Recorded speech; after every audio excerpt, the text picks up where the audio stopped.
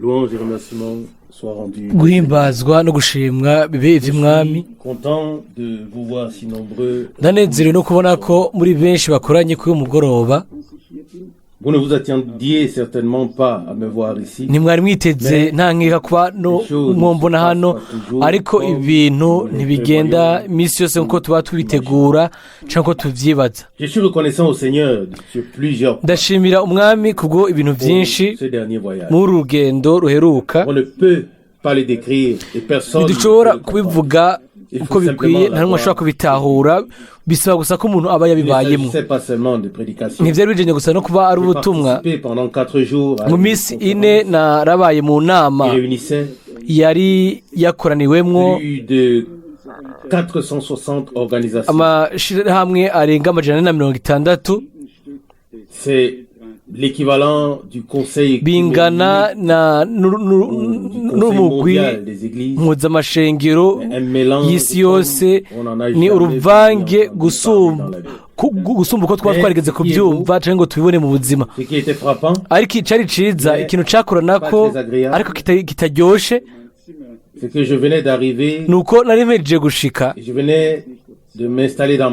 nari mpejeje gushika mu cyumba canje.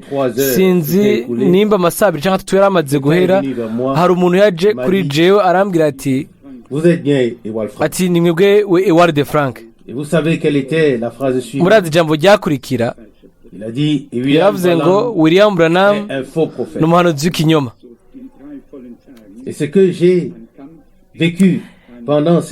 Ibyo nabayemwo muri iyo minsi 3, iyo minsi 3 ikomeye, ibyo nabayemwo nk'intambara byariko birashika, nta n'umwe ashaka kubyibaza, ariko navuye nshima cyane kandi nezerewe.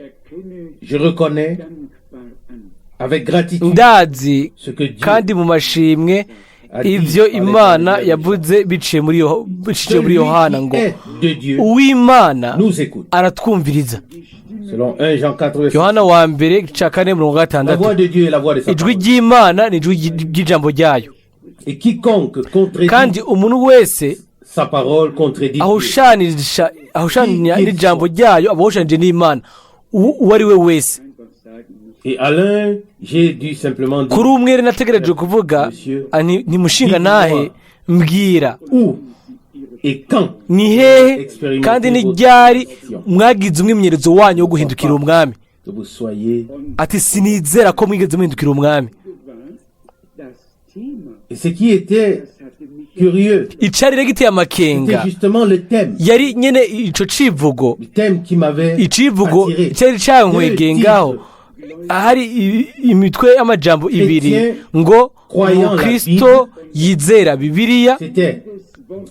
Wari umutwe w'ijambo wa mbere, ubundi mutwe w'ijambo wari ngo kubw'ijambo ry'Imana ngo no kubwo igishinga naye ca Yesu. Uwo wari umutwe w'ijambo wa kabiri. Nasomye ubwo butumire hanyuma ndibwira ni ati uri muri Floride. Ati rero genda urabe aho hantu ibidogajuru bidugirizwa ku kwezi ariya muri Cap Canaveral. Bien-aimé, transformer tous ceux qui étaient présents. No kunze guhindura abantu bose bari ngaho nkabahindura ibyogajuru nkabarungika ku kwezi. Kuko aho babirungikira hari hafi cyane nko kuri metero 15 yo ngaho mbere naranahabonye, ariko byari ibintu bitizegwa utoshobora kumva. Umuntu yaje kuri jewe akanyegera, akomoka muri Autriche, niwe mu kinyamakuru cyitwa ivugabutumwa by'Ubudagi, yaba mu Budagi. Yarazi amakuru niko yibaza, ariko naramubajije mu bugwaneza. Imbere yuko ngira icyumviro ndabaha, ati mbega muba mwarasomye n'ubutumwa bumwe gusa bwa William Branham? Oya, sindabikeneye, niko yavuze. Ngivyo numvise birampagije. Nadugije gusa ibitugu. Murashobora kwibaza yuko misi yose singuma ntekanye numye nkuko mba mpagazane imbere yanyu. Rimwe rimwe tuko turahana amajambo biba bishushe, biba bikomeye. Cela ne sert à rien. Ariko ivyo naco bimaze, nta kintu kimwe bimaze. Umuntu qui ne reconnaît pas l'heure, atamenye isaha yo kugendererwa kw'Imana bifatiye ku ijambo ryasezeranijwe, par conséquent, kandi mu ngaruka z'ivyo ntiyumvirize, ntiyemere intumwa zarungitswe n'Imana, celui-là passe uyo aba aciye ku ruhande w'ivy'Imana ikora, avuza ingoma, avuza n'inzamba. Imana ifise umugambi kandi byose bigenda nk'uko umugambi wayo uri. Mugabo uko nabivuze, nari nshima cane na cane mu igihe nari ndahavuye. Niwo mwanya mwiza wabaye mwo mw'iyo minsi ine mu Yona Mazariya, byabaye ibyanyigishije cyane. Twarumvise ibyo abigisha, abantu bo mu migwi yose y'amadini, amashengero yidegembye ibyo bavuga. Ibintu bibiri mu buryo budasanzwe nibyo byashizwe imbere. Nimunyumvirize neza, ibintu bibiri nibyo byashizwe cyane imbere: igikatolika kitagira icyo cagirizwa, ecumenisme, ubwunge bw'amadini ari hamwe ntaco byagiriza. Ikindi naco bashize imbere ngo byari igikomuniste mu buryo ngo bwandukira uko bishoboka. Ntimushobora kubyipfuza, nta bindi bazi kiretse. Ariko ku biraba gutangaza ijambo, nabwiye umukuru w'iryo shirahamwe canke ukigera ciwe umugoroba wa nyuma ati numvise amajambo menshi, ati ariko ijambo ry'Imana ntigeze rivugirwa hano. Rero ibiteye amakenga, nari ndabizi neza yuko abantu bize bafise ututabo bandikamwo, bagakurikira umugambi, gahunda, bagakurikira uburyo ingene ibintu bikorwa, ingene bimeze. Ndabizi kuva kera ariko bimeze. Ariko abo bantu bagasoma ijambo inyuma y'irindi, batavuze n'umunota n'umwe, uburyo bwabo, uburyo bwidegembya, ntibavuge uburyo bwidegembye, ntibabishobore. Ariko bagahaza gusa no kuguma bazingura urupapuro inyuma y'urundi, bakabanira gusoma. Hanyuma rimwe yarihenze urupapuro, aravuga ati mumbabarire ntegerezwa kurondera urupapuro rwiza, hanyuma arabanira gusoma. Naribwiye nti Imana irakoze kubwa Mwendata Schmidt, Mwendata Rusi, hamwe n'abo bendata bose, kubw'ubuntu bw'Imana batangaza hano ijambo ry'Umwami. Ndabibabwira mu buryo bw'ukuri bw'umutima, misi yose bari bategerezwa umwe asunika uwundi, bamwe barasinzira, bamwe inyuma y'abandi, kubera yuko nta kintu kimwe cyariko kiraba. Kuri jewe byambereyemo inyigisho, nabikuyemo icigwa, sinshobora kubisobanurira umuntu n'umwe. Ariko nta muntu n'umwe azosubira kumbona hariya. Iminsi namaze ekapu Canaveral, nahuye n'umuntu akomoka mu Budagi, ariko yavukiye muri Leta Zunze za Amerika, umwigisha muri teologiya. Igihe yumva ibyo nizera, kuko ntiyibujije kumusaba ukuganira. Sinigeze numva imvugo zitumbereza nkuko zimeze kuri aho mu buzima. Bukwi na bukwi yarasemereye n'inkomezi zose mu Congereza. Murazi barakuramwo wewe, aravuga ngo mbwira ego canke oya, urizera ko Imana nyabutatu ibaho kuva mu bihe bidashira mu bapersona batatu abo babanaho, ariko umwe wese yidegembya bamwe ku bandi, canke navyo wizera. Vuga ego canke oya. Mon Dieu, Mana yanje, je n'avais encore jamais entendu numva imvugo ivugwa mu buryo burebure bungana nk'uko. Hariho n'abantu batazi ubwenge gusumba uwo mugabo, kandi bari bafise ururimi rukarishe neza. Abo bantu barakoze neza imvugo yabo, barayipfukapfuka. Hariho abantu bakora ibyo bakabikora nk'aho menga n'agapfuniko, bagafuka bagapfuka bagapfuka hano bakaza barabohora bukebuke bugura bukebuke ngaho ariko uwo mugabo we byasohoka nk'urusasu rw'inkoho ariko nashaka kumufasha kuko nari nzi imwemu iriko iramuvugisha kandi naramukunda mu buryo runaka sinashobora kubimuhora ibyo nimwumvirize mbega wokankamira impumyi kubera gusa ari impumyi mbega wovuga ngo busa bw'impumyi oya ibyo ntibikorwa ntushobora gukankamira impumyi ndizera yuko byanditse mu izina rya kera yuko bidakwiye gushyira mu ikosa gukora mu ikosa cyangwa gukankamira impumyi nanjye sinashobora kubikora rero kuba yavuze mu buryo butumbereye na bwa mbere nagize umwanya wo kubyumvira ko ndabizirikana ko hanyuma ndavuga nti imbere yuko mvuga ego cyangwa oya ati nashaka kuvuga mu idonido ibintu bimwe bimwe kugira ngo umenye impamvu mvuga ego cyangwa mvuga oya hanyuma ikintu bigaruka nk'igihuhusi kugira ngo ibintu ndabigire bigufi naramusabye gusa ati nimba yizera umubatizo wa Bibiliya ndabivuze yari inama y'abakristo babizera ngo bizera Bibiliya hanyuma narabaje ati urizera umubatizo wa Bibiliya nta kintu kimwe bwavuge ku izina ry'umwami Yesu hanyuma ibintu birasubira aravuga ngo mbega uvuga ku mazi ko abantu babaye abizera ndamubwira ati ego koko nibyo mvuze ivyo navyo ntiyarabyizera yizera yuko amama atatu akiza abantu ego koko aho nari nzi kabiri gatatu neza nzi ko aho isaha igeze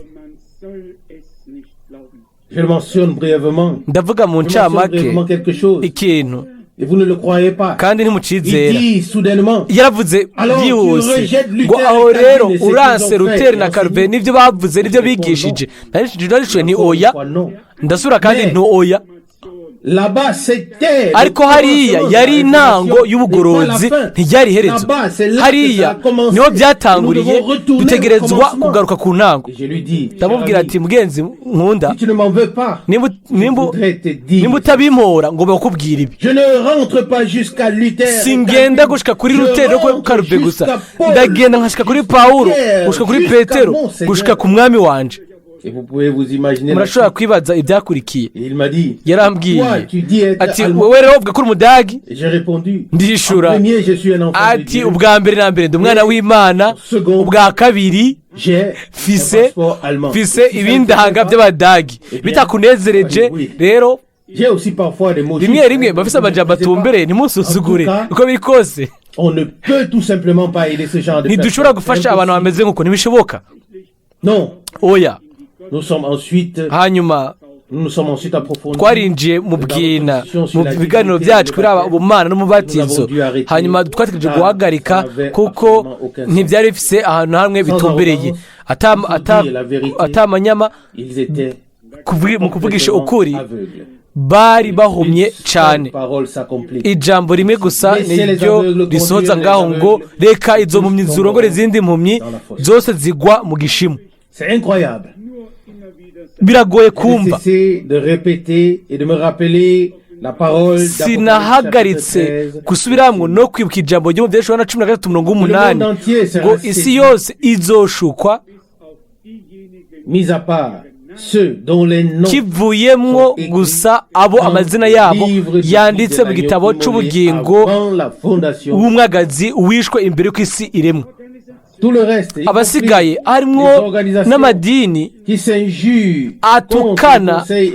atuka uruguge rw'amadini ari hamwe mbega wokwirukana Satani hamwe na Beelzebul cyangwa Beelzebul ukamukana na Satani ntibishoboka ni ibintu bitandukanye gusa ni ibintu bishigwaho gusa nk'ishami ibubafu n'iburyo hanyuma umwe wese akaba ashaka kuba papa ngo agire n'ububasha ariko hari ikintu kimwe cyari gitomoye kuri bo nuko ikibanza cyacu aho turi n'est nulle part. nta hantu nta kibanza kihari mu madini. Imaginez-vous le titre. Nimwumvire À cause de la parole de icyo umutwe Dieu w'ijambo ngo kubw'ijambo ry'Imana ngo no kubw'intahe ya Yesu Kristo. Je ne pensais plus qu'à aho ariko niyumvira gusa mu byahishwe Yohana, ndiyumvira ko ari mu byahishwe Yohana rimwe kumbure ku murongo w'icenda. Yohana yari yashizwe ka Patmos kubw'ijambo ry'Imana kandi no kubwo intahe za Yesu. Ariko hariya bo gusa cyari umutwe w'ijambo gusa. Ijambo ry'Imana siyo ryari riri, yari politike na politike kandi ku nshuro ya mbere narumvirije nitonze cyane, numva nyine politike iba iri mu ikoraniro ry'abantu barenga 1000. Bigoye kwizera, hategetse kuba hari abantu babiteguye kandi bafise intege zo kuvuga ukuri. Ko rero ntanguye ico cigwa byagize ibintu byinshi cyane byo bimbwira. Reagan yari yaravuze, namwumvise mu kanwa namwumvise Job bwanje n'akanwa kiwe, yaravuze ngo iyo abantu bagaretse kuvuga ukuri guhagarika kubaho. Naribwiye muri jewe yaba iyo ivyo iyo byokorejwe kubavuga butumwa, iyo hahagaritse kuvugwa ukuri ngo guhagarikwa kubaho. Naribwiye ni mwami wanje fasha kugira ngo mvuge ukuri n'inkomezi nyinshi. Amen. Nimushobora kwibaza ingene politike uyu munsi ije imbere mu gutangaza ubutumwa bwiza. Sur toutes les chaires de prédication. Ahantu hose habwirwa ubutumwa guhera muri Afurika y'Epfo ugashika hejuru mu gasongero ko mu buraruko ugaca muri burengerazuba. Ibyo gusa ndabibabwiye ibyo kugira ngo mubone ibintu biba munsi y'izuba. Ni ibintu bigoye kwizera kandi abantu barazimira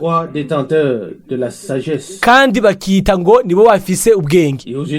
Mu maso y'Imana nibwo busazi, nibwo bupfu bwa mbere, nta kindi. Igihe ibyanditswe bibiri byasomwa, ngomba kubigaruka ko gatonya. Umutima wanje watanguye gusimba, umutima wanje urasimba misi yose kubw'ijambo ry'Imana kandi ndamwira ijambo ry'Imana. Muri Zaburi 78 twasomye ku murongo wa mbere, bantu banje nimwumve, prêtez l'oreille aux paroles de ma bouche. Psaume 78 verset. Zaburi 78 wa mbere. Umuntu abeshwa n'umutima gusa, ariko abeshwaho na buri jambo ryose risohoka riva mu kanwa k'Imana. Ni Matayo 4:4. Kandi ijambo ryiwe uyu munsi ni ry'ukuri, ni rizima, ni rishasha que cela a été le jour où il l'a prononcé. Uko ryari rimeze umunsi mwami yarivugirako. Si elle nous est nimba vivifié ryatugize bazima bice kuri mwe mu Imana kandi rigahishurwa. Amen. Amen.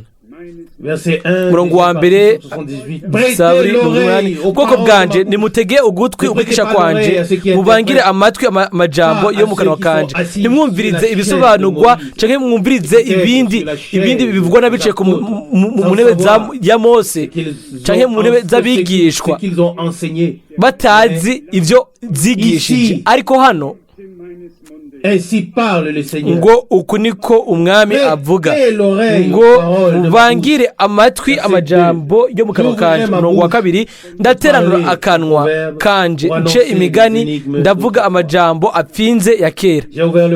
Nuguriye umurongo wo muri Matayo 13 où le Seigneur enchaîne les 7 paraboles. Umwami abandanyana n'uyu mugani, aravuga no ku murongo wa 34 muri Matayo 13 umurongo wa 34.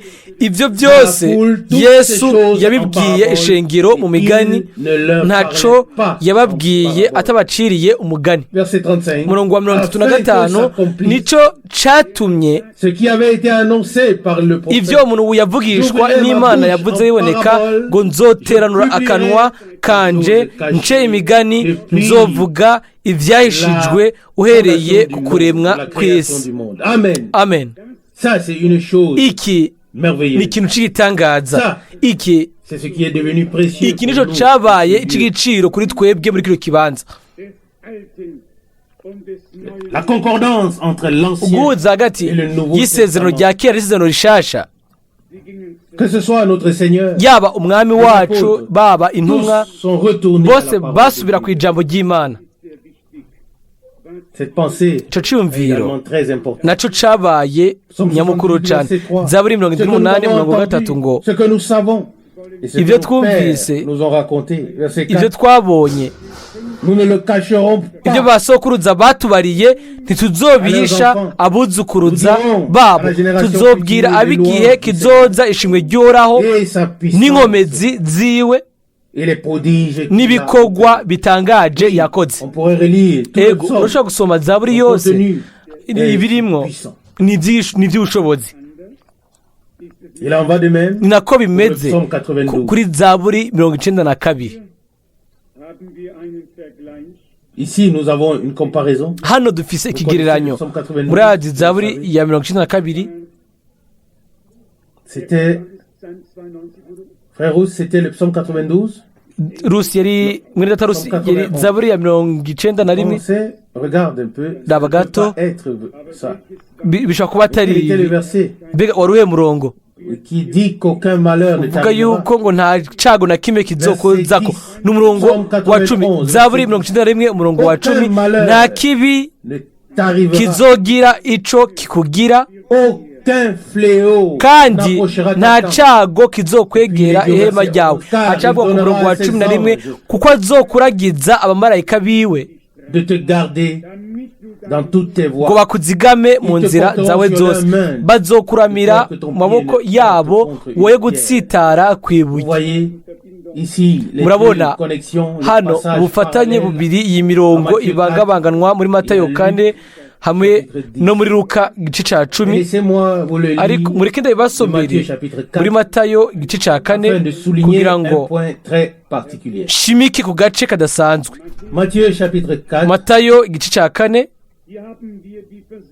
Ici nous avons le récit de la tentation de notre hano Seigneur. tubwirwa ibivugwa ku bijyanye no kugerageza k'umwami wacu. aravugwa ngo Oui, on pourrait lire à partir turashobora du gusoma verset dore ku murongo wa mbere, mais vous savez que je préfère ariko lire murazi le moins ko possible. mpitamo gusoma car bike vous tous bishoboka avez la Bible, kuko mwese murafise bibiliya, vous pouvez le lire vous-même. murashaka kubyisomera ubwanyu. Ici, il est hano écrit hano haravugwa verset ku murongo wa 5 Matayo 4, 4 verset 5. umurongo wa Le diable 5. le transporta dans la ville sainte. buno umugwanizi amujyana mu Le gisagara plaça cera, sur le haut du- amuhagarika ku gatwe k'urusengero, et lui dit, aramubwira si tu es le fils de Dieu, ati niwaba uri umwana w'Imana jette-toi en bas, ikorerere hasi, car il est écrit, kuko byanditswe il donnera ngo azokuragiza abamarayika à ton biwe, sujet, et ils te porteront sur nabo leurs mains, bazokuramira le mu cœur, maboko yabo ton pied, ngo kumbure le heurt ntutsitare ku ibuye.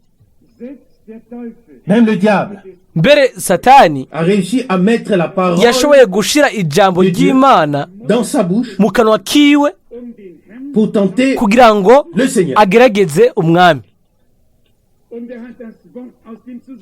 Il a sorti la parole de yari son côté. yakuye ijambo mu mvugo yaryo. Comment cela s'est passé? ngomba kubereka ingene ivyo Quand byagenze. je marche, iyo ndiko ndagenda j'ai la possibilité ndafise ndafise uburyo bwo gukubita umugere wanje hano runaka.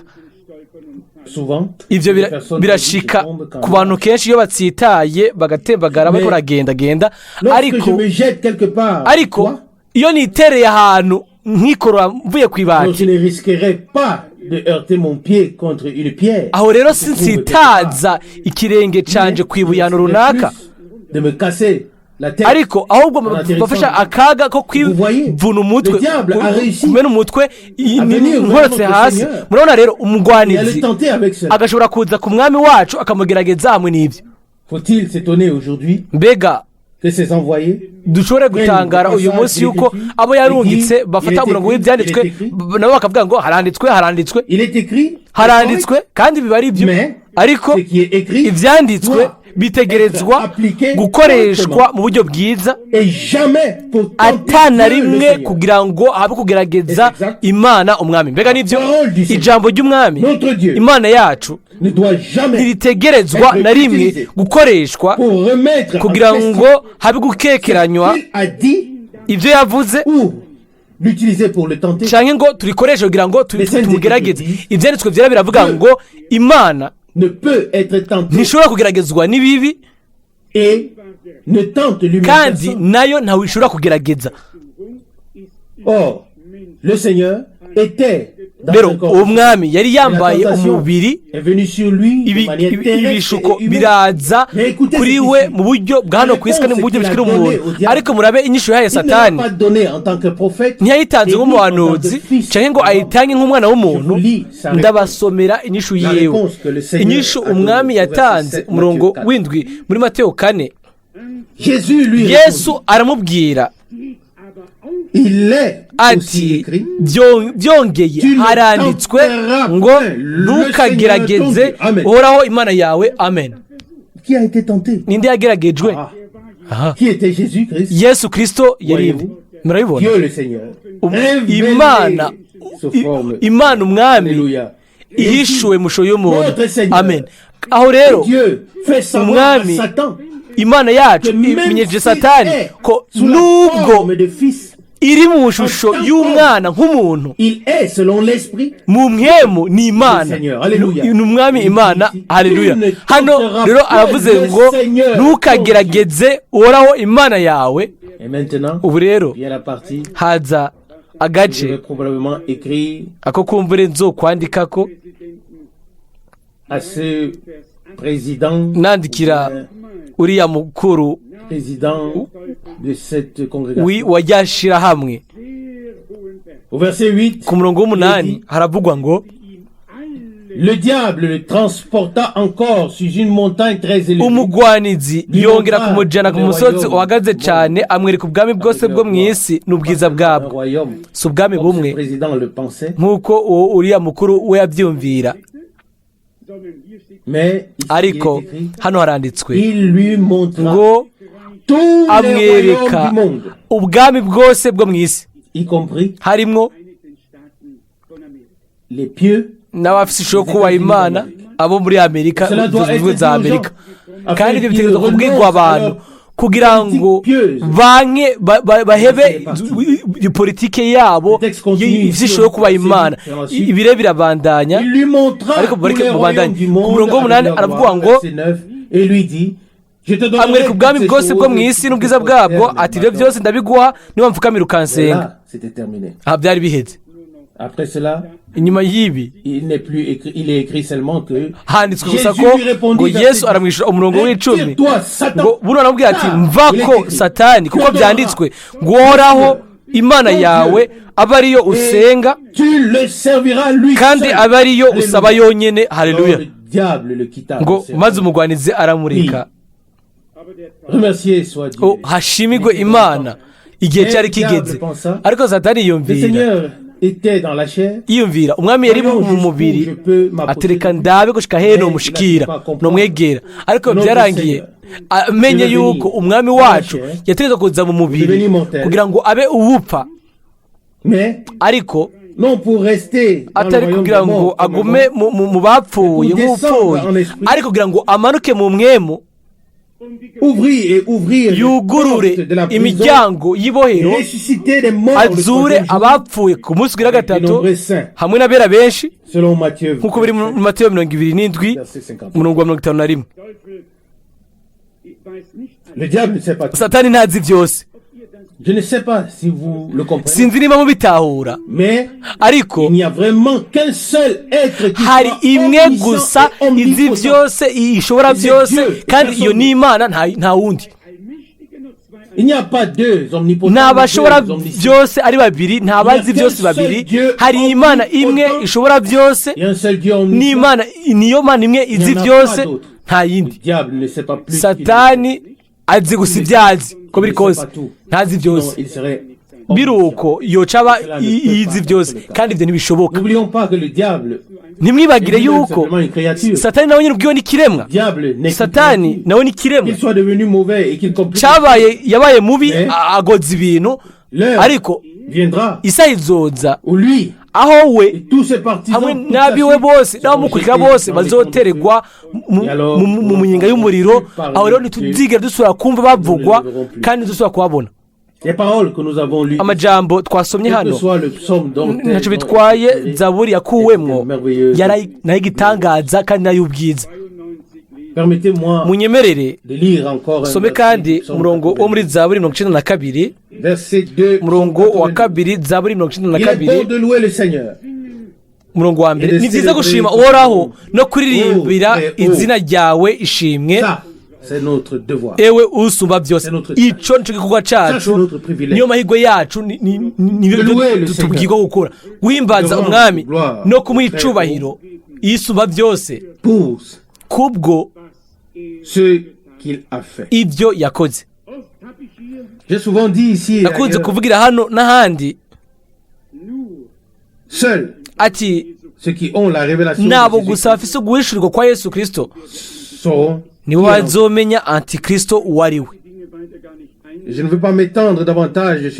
Singomba guteba cyane kuri ibyo bintu kuko kuba ari guta umwanya, ariko abantu batomboreza mu mwijima ntibazi iyo baje kivuyemwo abo Imana yishuriye,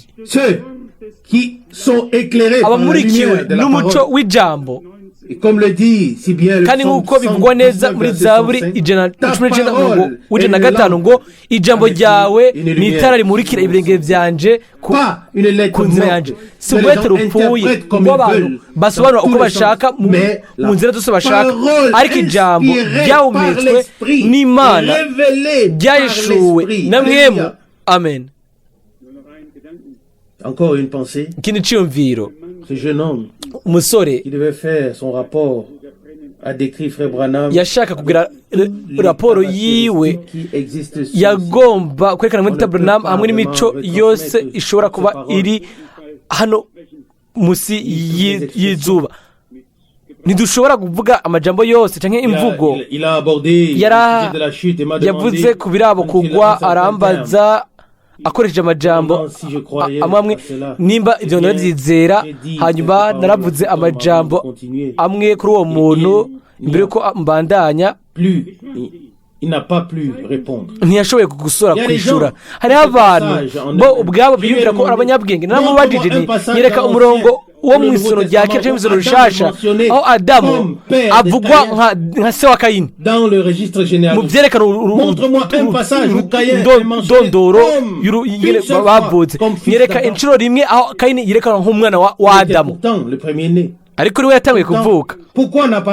Kubera iki ata mu rutonde rw'amavuko atanamwe yerekanwa mu izina rya kera no mu izina rishasha? Hanyuma aranda barambwira ati sinabwa byumvireko. Namubwiye ni hageze kuvyumvirako. Abantu nta kintu kimwe bazi, basoma ibitabo bya kera by'ibinje na bya kera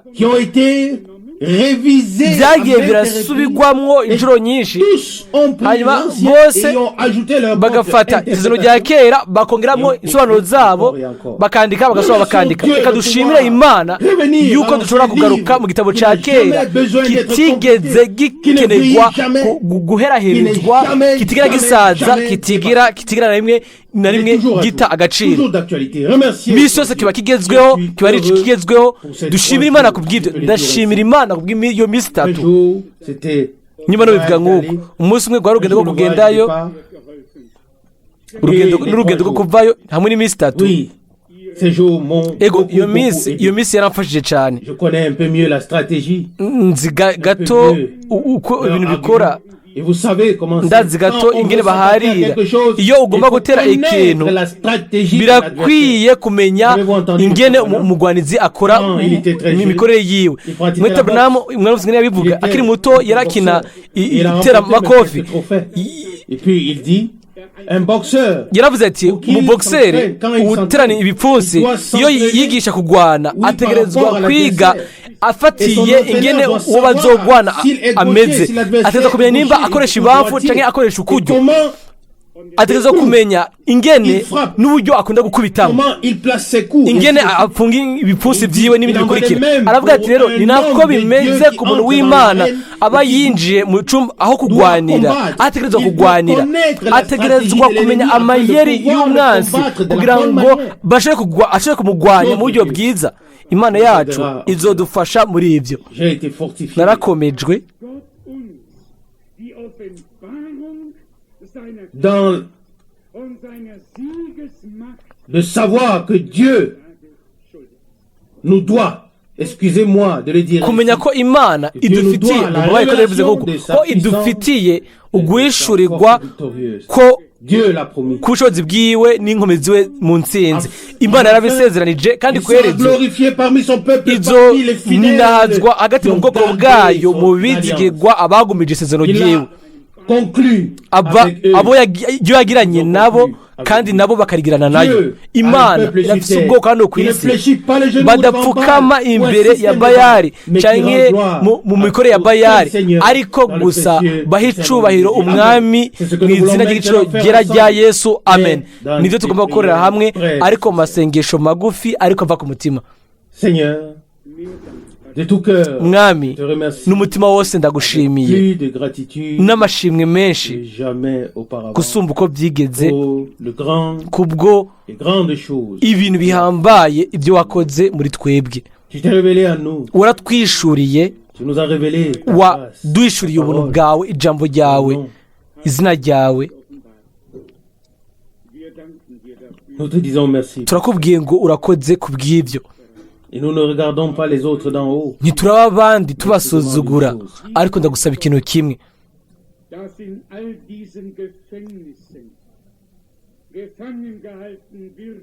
Regarde avec miséricorde. Rabana imbabazi ubwoko bwawe bugumijwe ari imbohe mu bwo busho bwose, umunsi ushike aho mwe mu w'Imana mwe mu mwami abakuri twebwe, kugira ngo dushobore gutangariza ukubohoka ababoshwe kandi dushobore kumva kumvikana imbere y'abantu n'imbere y'Imana, tubazaniye ukuri, dutangaza ijambo ry'Imana mu kuri kose.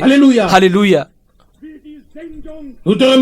Turagushimira kubwo ukurungikwa k'umusabyi wawe William Branham umuhanuzi, uwo twemeye nka Mose, nka Aburahamu, nka Eliya, nka Pawulo, nka Petero, kuko muri mu mwe imwe baravuze barandika, hahimbazwe kandi hashimwe izina ryawe ryera.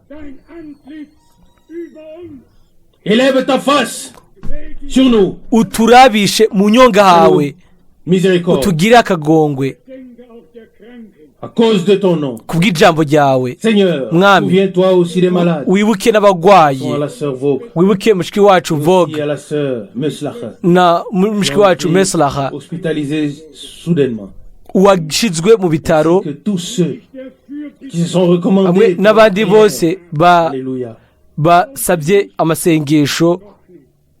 Nous te présentons également les sujets de prière qui n'ont pas turakwereka été n'imitwe isengegwa, amajambo asengegwa bitavuzwe. Mwami, ntitugishoboye kwihanganira ibi igihe kirekire, bitegerezwa guhinduka. Dutegerezwa gusohoka de la foule des auditeurs et monter sur l'estrade mu igugu ry'abumviriza, tukaduga bwirwa ubutumwa kugira ngo ijambo ryawe ryumvikane mu izina ryawe. We gusa tu seras notre Dieu et uzoba Imana yacu n'umwami, wowe uhabwa amashimwe. Urazi ibihe, urazi isaha. Nous voici, turi hano, nous sommes à ta disposition, turi ku ruhande rwawe. Oui, par ton nom tu as rendu kubw'izina ryawe glorieuse ta parole, ijambo ryawe rigize iry'ubwiza, ton nom kandi izina ryawe par ta parole biciye ku ijambo ryawe Tout est élevé. byose bishigwa hejuru bikamurikirwa n'umuco wo mu ijuru. Urakoze ku bw'ibyo. Ndagushimira ku bwa bene data bakundwa muri kino kibanza batangaza ijambo ryawe mu bwizigwa bwose atampembo hano ku isi. Mwami mukundwa, impembo yabo ibihambaye mu ijuru. Wezagire mwene data Rusi, mwene data Schmidt, wezagire mwene data bose bakundwa. Uduhezagire twese nk'ikoraniro. Uhezagire ubwoko bwawe mu Burayi bwose. Uhezagire Uburusiya. Uhezagire gushika ku mpera z'isi. Wewe Imana ishobora byose, uhabwe amashimwe n'icubahiro. Mwami, turagusabye kandi ngo utange ubuntu bwawe Mana bw'inama izobera i Nairobi, iyo abantu bashika nk'ibihumbi 3 barindiriwe kugira ngo bizane utange ubuntu bwawe mu gutangaza ukuri. O Mana,